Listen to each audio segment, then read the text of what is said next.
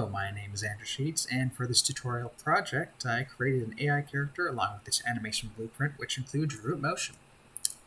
So, as you can see, for the root motion, I had to create a blend space, which goes from idle to walking to running, right, left, and vice versa, and everything for running as well.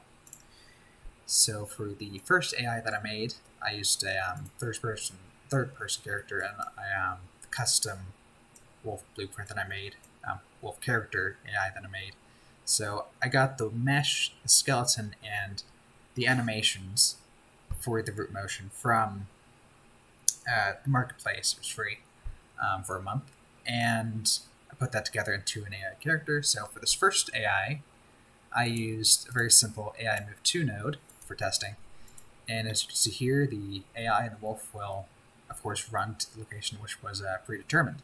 But on top of this, I also created a second AI with these three wolves. This one is not included in that has no AI. These three do, and these will follow the player.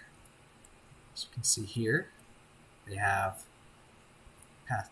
They can work their way around objects, and as well, you might notice that they also have root motion enabled, so they will turn whenever it makes sense that they would. Can push physics objects. And I think this will work very well with the Arctic level that I have set up with my team, but I'm going to have to, of course, make this a more complicated enemy AI. But I think this, for the goal of this project, I just kind of wanted to create a character that I can work on, essentially. So I think that was pretty interesting. For this, I used a behavior tree, a blackboard, a custom AI controller, and a nav mesh. So the behavior tree is very simple, but it works very well for what it is. For this initializes the behavior tree, the blackboard, and the leader variable, which basically selects an actor in the level. You can select an actor in the level, I should say, that the wolves will follow. And let's see, of course, I have the nav mesh. There's also an extra here where you can turn off the possession of the first-person character and place this into this wolf that has no AI, and you can play as the wolf character.